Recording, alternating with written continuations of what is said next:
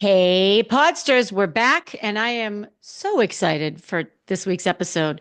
First of all, how did you do with National Quitters Day? Which, by the way, I think it's a little inappropriate. I don't like that. I think it's a negative holiday. So whoever invented that, I don't like it. How you doing with your resolutions, Podsters? Because that's one of the things we're going to talk about today. We're going to talk about why I don't make resolutions, and instead I choose a word. Good news, the word has been chosen, and we're going to talk about it today. And more importantly, we are going to discuss three things that you can get rid of, lose, abandon, toss in order for you to thrive in 25. Are you ready, Podsters? Because this is going to be a good one. It's going to be a good one. I've been doing a lot of thinking over the holidays. I took a lot of time off, as I hope you did as well. And here's what's really cool. I took a lot of time off and I had this, list of things I wanted to do. And I don't really think I achieved anything on that list. Maybe a few things I achieved. And the reason is because I really made a conscious decision to spend quality time with people and to say yes to experiences and people and relationships and nurturing these relationships rather than, oh, I can't, I have to do this. So while I might not have achieved all the goals that I had for the couple of weeks, the tactical goals like clean up my folders and clean my office and all that stuff, I did really enjoy quality time with quality people. And to me, that's what life is all about. So let's talk about why I don't use the word resolutions and why I don't make resolutions. So first of all, the word resolution itself, I am going to resolve to do this. It's stressful for me. I don't like the word. Frankly, I think it might be a little triggering. If you think about it, when you talk about resolving, for me, this brings up like gritting my teeth and willpower and resolve, and I'm going to steel myself to do this. Who lighten up? Who wants to live like that? No. Instead, I like to make intentions. And I don't mean I'm standing on the side of a mountain with my hair blowing and a beautiful flowy skirt manifesting abundance. That's not what I mean. I mean, really, this is how I am intending my intentions for myself and or for my career, for my business, for my relationships. These are my intentions for 2025. It's softer. It's definitely more aligned with how I want to live. Again, who wants to live with I resolve to do this? No fun in that, Podsters. So give yourself a break. And if you haven't made resolutions, or if you made resolutions and you don't like them, toss them out, start again, and make some intentions. So I don't make resolutions. I choose a word. And this started, I was actually talking with a friend of mine, one of the people that I chose to spend quality time with over the holidays. And I talked about why I choose a word. And this all started, I don't remember, some of you may not remember Susie Welch. She is Jack Welch's wife and on her own, a very successful business person. If you don't know who Jack Welch is, he was the former CEO of General Electric many, many years ago. Anyway, I saw her on an interview. This is probably 20 years ago. And she said, I don't really make resolutions. Instead, I pick a word, and that's kind of my true north for the year. I'm sure many of you have heard of this. I'm sure many of you choose your words. Yeah, I've heard from many of you. You've already chosen them. I love it. And instead, it's a word or a phrase to kind of take you through the year. Here is how I want to live. Here's who I want to be. Here's what I want to see in this year. So here's the thing, Podsters. It is not always easy to figure out what your word's going to be. And there are years that I've been like, boom, that's my word. Thrive was my word. Actually, several years. It's one of my favorite words. Shine was a word. I can't remember the other ones, but usually or in the past, they have come to me pretty effortlessly. And this year, I was able to figure it out right around the new year, right around the start of the new year. But if I couldn't, I couldn't. So last year, I really struggled to find my word. And we're going to get into that in a minute when I talk about the three things you can let go of to thrive in 25. So the reason why I'm telling you this, Podsters, is because if you're struggling with coming up with a word, don't force it. Do not force it.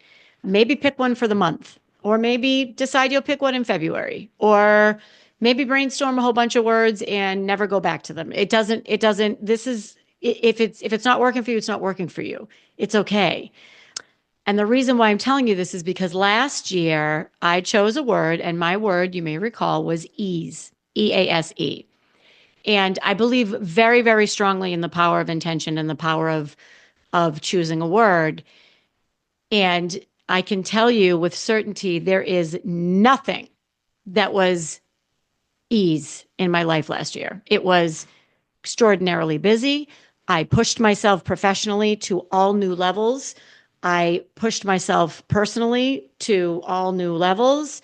It was nonstop. It was very productive, and I was happy, and it was a good year. Nothing about my year said ease. And the reason why I'm telling you this is because when I chose it, it was more about what I wanted, not how I wanted to live. And I don't know if that really makes sense. So before I get into it too much, I'm going to hold and get into it when we go into the three things you can let go of. So anyway, my word for this year is simplify. And there was a lot of iterations of this word, my friends. There was, should it be a verb? Should it be a noun? Should it be simplicity? Should it be simple? Should it be blah, blah, blah, blah, blah, all these things.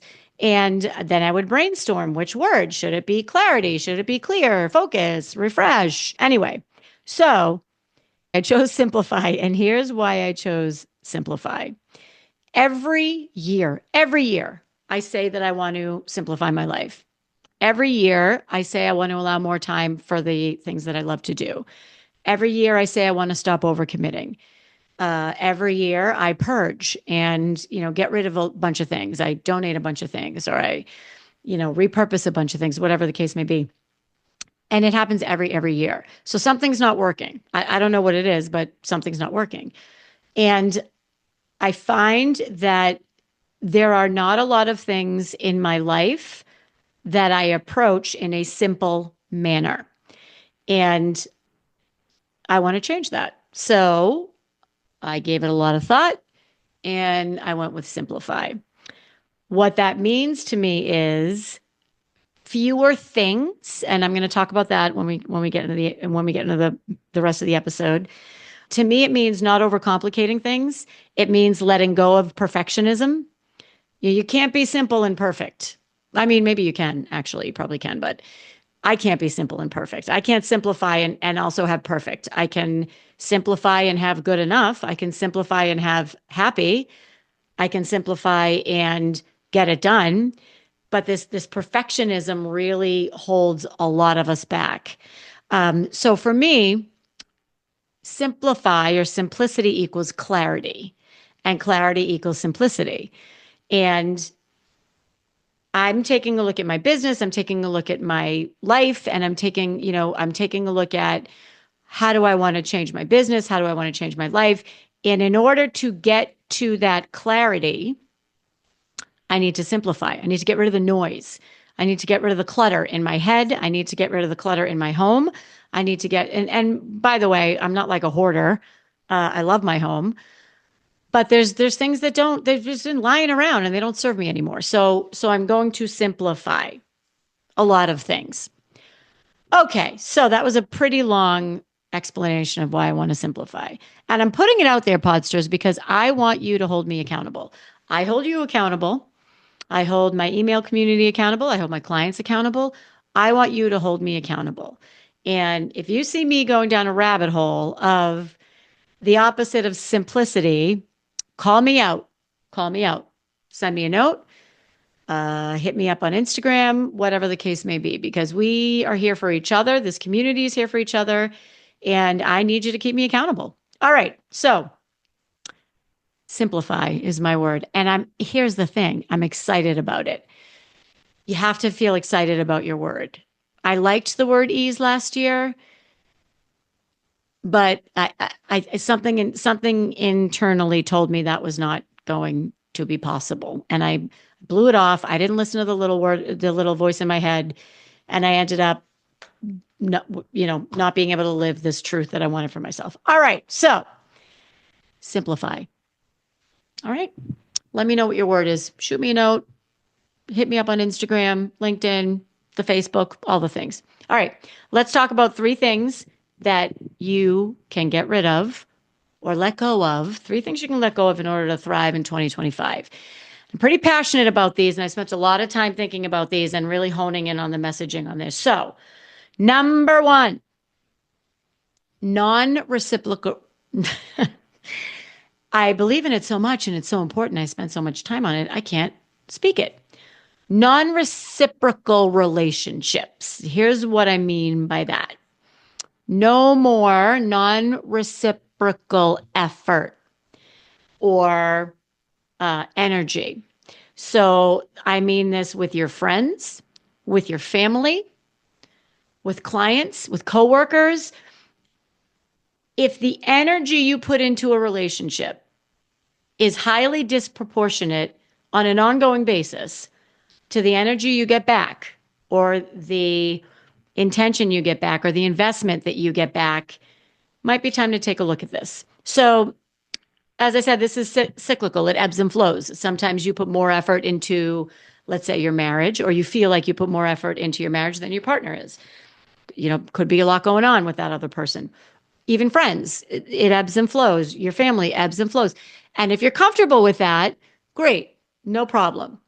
If you're not, and if you continue to feel that you are putting more effort into a relationship than the other person is, it's time to let go. It's time to let go of that. Here's why. If this continues to happen, you will continue to feel less than. You will always feel disappointed. And you're always going to be chasing that person or that outcome or that feeling that you want or that return on investment that's lacking. And we don't chase over here at Unmute Yourself, the podcast. No, we do not. We do not chase, we attract. You're always going to feel an imbalance. And that's not a nice way to live. So there's a couple of ways you can do that. If you are in a relationship that you feel is continuously non-reciprocal. One, you can have the conversation and you can try to bridge that gap. That could be something like, Maureen, I feel like I'm always the one that makes plans and that I'm the one that researches where we're going to go, the restaurant or the trip or the whatever, the walk we're going to take. And it would really make me feel better if you took over that task sometimes, or if you sometimes contributed to that or contributed to that a little bit more. Now, I'm just pulling this out of the air. I'm just making this up. It could be something like if it's with your partner or someone that's really significant in your life, it could be, I feel like, and I would stay away from words like always, you always, I always. Those are not great words to use. You could say more often than not, or more frequently, I am the one who blah, blah, blah. Or I feel like you could even say, I feel like the energy dynamics in our relationship are such that I'm usually the one that's responsible for blah, blah, blah, blah, blah. And I would really like you to take on more of that. That's all. It would make me feel that you're more invested in this relationship if you were to do this, that, or the other thing. Again, I am making this up. You should and can say it however works for you. So you have the conversation and you can try to bridge that gap. Or if that doesn't work, or if you don't want to do that, you can simply let go of the relationship. And that doesn't mean there's a declaration of letting go of the relationship. You could simply spend less time with that person. You could scale back on the energy or the effort that you're putting into the relationship so that it's more reciprocal. Here's an idea. You could say, you know what? I'm going to have my energy level match their energy level in this relationship and see what happens. It might just fade out. And okay. I mean, if you were feeling that unbalance or that imbalance and it wasn't bringing you joy and it wasn't something that you wanted to feel, all right. So see what happens. All right. So that's number 1. Letting go of non-reciprocal relationships. Okay. Number 2, and this one might get a little dicey. I'm going to do my best to explain this. Expectations. And here's why it's dicey. I'm not saying that you should lower your standards at all. I am not saying that you should not hold people accountable. That's not what I'm saying. I'm saying that letting go of unrealistic or unfair expectations will really, really enable you to thrive and be happier and be more joyful and live the life that you want to live. Think about it. If you constantly stick or resolutely stick, see what I did there? Resolutions. If you're like, nope, I'm going to stick to this expectation. This is my expectation of this person. Doesn't matter what's happened in the past, or this is my expectation of myself. I'm going to do this. I'm going to do this. I'm going to do this. No one, including yourself, nothing can constantly meet these expectations if they're not realistic or if they're, not really practical. Most importantly are the expectations with yourself. And we've talked about this a lot on this podcast. If you continually create unrealistic expectations for yourself, you will continually be frustrated or disappointed. And again, I'm not saying to lower your standards or to aim lower. That's not it. Aim high and be realistic in the expectation of when you can reach that goal or do that thing, whatever it may be. So this brings us back to ease. I am really pissed off. I can't think of a better word. I'm angry that I invested this time and energy into ease last year and nothing was ease. And this is because the expectation of finding or bringing in more ease in my life was not aligned with my goals and my values for the year. I knew that I was going to be extraordinarily busy. I knew that I was going to be running for a political position. I knew that I'd just come off my best year in my business. So I knew that my business was going to be thriving. So I want more ease in my life. Sure, you can have both. You can have ease and grow your business. You can have ease and grow your career. And at the same time, I knew that campaigning was going to be rigorous. The election was going to be rigorous. Learning this new role was going to be rigorous. Maintaining my business while doing all this I knew it. I knew this. So my expectations were out of whack with my goals for what I wanted. And it set me up for a year of being really frustrated. And I don't want that to happen to you, Podsters. I don't want that to happen to you. So I wish my life has more ease. I want my life to have more ease was not a realistic expectation. That's why I feel so passionately about this. So the minute you let go of that expectation, you're gonna be a lot easier on yourself, and you're gonna find what works without beating yourself up about it. The third thing you're gonna let go of in order to thrive, and this is something that I'm really interested to see how this works for you. It's one word, and the word that you are going to let go of is should. With should comes expectations. With should comes shame if you don't. I really should do this. Well, what if you don't? Then you start feeling shame. Then you start feeling guilt. Then you start feeling obligation. Then you start feeling, and actually I was going to say obligation is the third thing to get rid of. That we don't always have that luxury. So it's the word should. I would replace that with like to instead of, I really should make sure I'm walking 10,000 steps a day. I would really like to make sure I'm walking 10,000 steps a day. I would really like to ensure I'm walking 10,000 steps a day. I would really like to walk 10,000 steps a day. That should, it sets off the shame spiral or cycle in our brain, whether or not it's there or not. It sets that off. And then if you don't do it, you start beating yourself up. I think we should banish it from the English language personally. So let go of the shoulds and replace it with something else. Want to, would like to, plan to, whatever words work for you. So 3 things you can let go of in order to thrive in 2025. Number 1, non-reciprocal relationships. I dare you to say that 3 times fast. 2, unrealistic expectations. And 3, should-haves. Should. The word should. Okay, so Here's what I would like to leave you with, Podsters. If one of these didn't resonate or all of them aren't resonating, I'm going to make a suggestion and I'm going to give you a link to a very easy tool. You don't need that. You don't need this. You can just do this yourself.